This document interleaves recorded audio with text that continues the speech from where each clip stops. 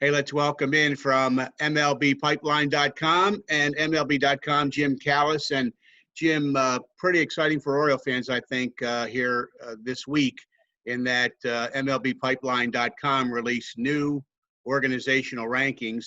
You ranked every MLB farm system 1 to 30, and Baltimore was number 8. That was a nice bump up in the world from the Orioles from where you had them previously at 13. Give me your thoughts on what took them up those 5 spots. It's funny. We were talking about this. I feel like the rankings this year, I think when we've talked about it in the past, I've told you they're the most subjective thing we do. And like even the best scout in the world, the most organized person in the world, there's no way you can, with pinpoint accuracy, rank 200-something players in each of 30 different organizations perfectly. It's just, it's impossible to do. We've talked about that in the past. And this year's rankings are goofy because we did notice that, nothing's really happened this year. Very few players have graduated to the big leagues because we've only played a month of the season. So we haven't had as much turnover on our top 30 list as we normally would. We had one total top 100 prospect get traded at the trade deadline. That was Taylor Trammell. And you haven't had guys taking big leaps forward developmentally because there's been no development. So it's been this really weird year. And I mean, as we talked about, the world system is on the rise. But we found that basically the teams that moved up in our rankings, like 5 spots is actually a lot because there wasn't a lot of movement, were essentially fell into the same category. They were teams that had premium draft picks who didn't graduate top 100 prospects to the big leagues. So it's not so much that the Orioles have had, a number of player development successes and acquired all this new talent that moved them up the rankings. This is just the odd circumstance. Now, all that said, their system is stronger than it's been in a while. They were helped. We've talked about the draft before, Steve. I thought they had one of the deeper drafts. Like you could, every one of their picks was legitimate top, 200 caliber pick. I think they were all pretty close to our top 100. They saved some money on Kjerstad, and as we talked about, even though I think people were up in arms, some fans were up in arms about that a little bit, Kjerstad's a very good player with a long track record of success in the SEC, and by taking him, it allowed them to go big at the end. So they added 6 legitimate prospects out of the draft, which not many teams can say in this year's 5-round draft. So I think the draft helped them, but it's weird because usually we'd be talking about making the move, and I'd be saying, hey, Zach Luther made some progress, and here's this guy came out of nowhere, and Gunnar Henderson's looking really good at short, and blah, blah, blah, blah. And there's none of that. It's just, hey, we're hearing drips and drabs from alternative camp. But so it's weird. Like these rankings, just much of 2020, Steve, feel weirder than they usually do. And one thing, I guess, Jim, that helps the Orioles, as you said, all 6 of their draft picks went into your top 30. And all 3 of these acquisitions as well. So that's 9 top 30 talents added, displacing others maybe further back, which I guess broadens the depth of the system. And of course, there's some player to be named later's coming from these trades too. So 9 for 9, that can't hurt in any way. No, you're right. I mean, that just makes them a lot deeper. Not that they would have necessarily, but, Adley Rutschman hasn't graduated. Grayson Rodriguez hasn't graduated. And D.L. Hall hasn't graduated. So they still have, that nucleus. I think we've got, even Ryan Mountcastle hasn't graduated because of the way the season's unfolded. I don't have the list in front of me. Steve, I'll say 5 top 100 prospects for the Orioles on our list. I think that sounds right. I think it's 5, which is the only teams that have, I know the Marlins and I think the Tigers, I don't have my list in front of me. There's 2 teams who have 6, and the Orioles are right there behind them with 5. So, Jim, let's talk about the players they acquired in trades. Kevin Smith from the Mets, University of Georgia, your school, so I bet you've got a long history of following him just from your personal rooting for your team. But what kind of pitcher are they getting? Yeah, I thought that was, Miguel Castro is useful, but I don't think Miguel Castro is necessarily going to be part of the Orioles' return to contention whenever that is. I like getting Kevin Smith. I think we're going to see him in the Orioles rotation in the near future. maybe sometime next year. Although again, this year kind of screwed up everybody's development. But oh, that was a great return to get for him. I'll be honest with you, David Peterson in the Mets system has been more hyped. He's just made his big league debut. He's former first-round pick. I like Kevin Smith, who was a seventh rounder, as much as I like David Peterson, to be honest with you, and not just because we're both have the Georgia connection. I saw David Peterson in the fall league last year, and maybe I saw him on a less than stellar day, but like his stuff was pretty ordinary to me. He wasn't missing a lot of bats. I know he's pitched better than that in big leagues. Kevin Smith, he's not a radar gun guy. He's low 90s, but he's got great extensions delivery, high spin rates. Gets a lot of swings and misses on the fastball. He's got a slider with some late bite. They get swings and misses too. He can mix in a changeup. He throws a lot of strikes. I like Kevin Smith. I can see him being a number 4 starter, a good rotation, and I think he'll get a chance in Baltimore. I mean, I would easily say 2021 if this had been a normal 2020 and he'd pitched this season, but I don't think it'll be too long before we see him in Baltimore showing what he can do.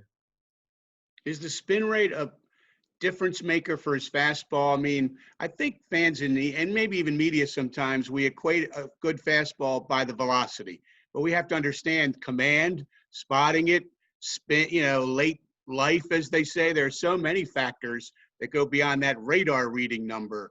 How about for him? Yeah, an angle too. Yeah, it is. I mean, the radar guy, I mean, I still find myself doing this, Steve. You think of velocity when you think of fastballs the first thing. And, you get excited about a guy throwing 95, 97, but there's some guys who throw 95, 97 and harder who throw a straight fastball and it gets hit. And the high spin rate on the fastball, basically, if you have a lower spin rate, it tends to sink. So your two-seamers have, if you have a good two-seam fastball, which used to be in vogue, it'd be sinking toward the bottom of strike. So now, because of launch angle and, people are kind of golfing pitches, you want to pitch up in the strike zone, and a high spin rate up in the strike zone kind of back spins it a little bit, and it keeps it doesn't rise, but it drops less. So it gives you the illusion that it's rising and it stays above the barrel. So between that and his extension, and by extension, I mean how far in front of the rubber he releases the ball, and he has good extension, it cuts it down. So if the ball is 92, I'm oversimplifying this if the case anybody wants to take exception. If he's throwing 92, but he's releasing the ball a foot closer to the plate than a guy who might be throwing 94, his 92 might look faster. So the velocity is kind of ordinary. It's kind of average-ish, fringy to average, but the fastball plays a solid pitch because of the spin rates and the extension and his ability to command it. I mean, we still do this. Guy throws 99, you put an 80 on his fastball, and he may not command it, and it may be straight, and it may get hit. But yeah, you can't just look at the velocity on him. Jim, let's get your take on the 2 players the Orioles got from the Rockies and the Michael Givens deal. Let's start with Tyler Nevin, first base, third base. We've heard Mike Elias kind of more project him at first base next season, probably a AAA, some good hitting numbers. What's an overview of Nevin? I mean, guys, development isn't linear. I liked him more after the 2018 season than I did after 2019 season. He won the Arizona Fall League batting title. He looked very good in the AFL. I know you can't get too excited about AFL stats because it's the end of the season. The pitching, hitters are usually higher caliber than pitchers, but still, he was a very impressive hitter in the Arizona Fall League. Son of Phil Nevin, a big leaguer, current Yankee coach. I agree with Mike Elias. He's just okay at third base. I think he's better suited for first base, which obviously puts more pressure on the bat. And he's kind of a hit over power guy. So there's something there. He's a guy who the Rockies hitting prospects are tough to judge, Steve, because outside of AA, almost all their parks really favor hitters. So they all put up great numbers. Even if you have a so-so year, your raw numbers are going to look pretty good because Asheville's a great place to hit, and Lancaster and so on. He got to AA, which is the one park that kind of plays fair, and was just kind of ordinary there. So I was kind of curious to see how he did this year, what kind of adjustments he'd make. Like I said, there's something there. I probably like him the third most of the 3 prospects they got in the 2 trades. But he's not a bad prospect. And like I said, I would have been – if they made this trade after the 2018 season, I would have been like, oh man, this guy looked really, really good in Arizona. I mean, he just was barreling balls left and right when I saw him in the AFL 2 years ago. So if you like him third most, is it Smith or Vavra you like first most? It's tough because Smith and Vavra are like neck and neck. I guess I'd go to Smith as a left-handed starting pitcher. I think those are hard to find, but Vavra was one of my favorite, like, kind of sleeper prospects in the 2018 draft. He comes from a baseball family. He's a couple brothers played pro ball. His dad, Joe, has been a long-time minor league manager, coach. He's Tigers hitting coach. And Taryn was at Minnesota, third-round pick. And like I said, he was kind of one of my, he wasn't, I knew he wasn't like a first round. I'm saying he's one of the best players drafted, but he's just one of those guys all the area scouts loved. He could really, really hit. He got a little stronger. He was hitting the ball with more power. He's got some sneaky pop. The speed and the arm strength, they're kind of average-ish, but he's been around the game his whole life. He's got high baseball IQ. He's got great instincts. He gets the most out of his tools. I think he's probably, as an everyday guy, more of a second baseman than a shortstop, honestly. Mm-hmm. But, like, I think this is a guy who can be an offensive second baseman who might be a 280, 30-35 double, 15 homer, sure-handed second baseman. I don't know. Now I'm talking myself into Vavra or Smith. I go back and forth on those two guys. I thought both those guys were kind of not underrated. I mean, they kind of went where they were supposed to go in the 2018 draft. But, like, I do both Georgia and Minnesota are in my half of the draft. Jonathan Mano, I split up the country.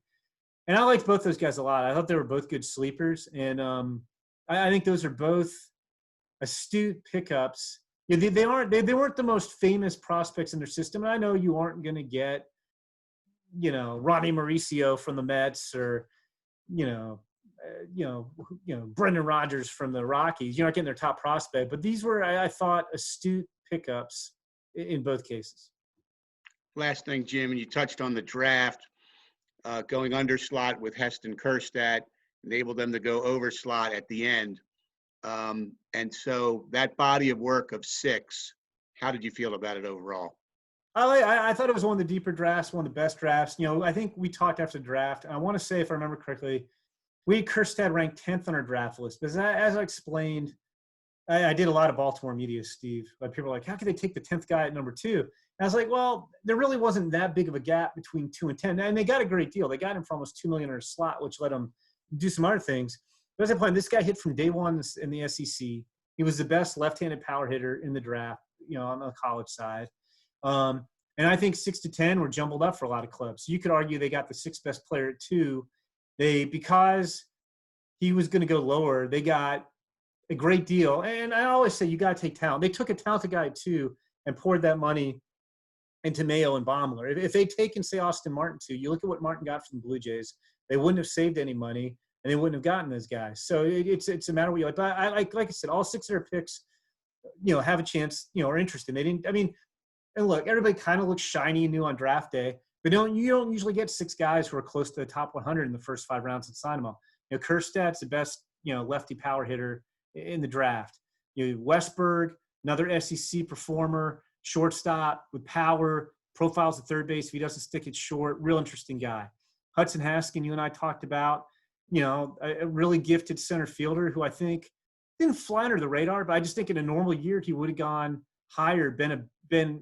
He's a tooled-up center fielder, but as a draft-eligible sophomore, he played a year and change in college, and so he wasn't as heavily scouted as guys who'd been around for 3 years. Anthony Servideo is a guy who really came on this spring, had a great spring. Slick fielder, showed a lot more with the bat. Kobe Mayo's got the power and arm strength you want in third baseman, and Baumler is projectable, athletic pitcher who nobody thought was really going to be signable, and the Royals got him. So, these aren't just, like interesting guys who go in the top 30. They're all guys with, a good amount of upside. So it's a pretty impressive haul. A lot to keep track of in Birdland, comings and goings with these young kids. But Jim, really appreciate you helping us today. Jim Callis from MLBpipeline.com. And thanks for the interview, Jim. Hey, thank you, Steve. Take care.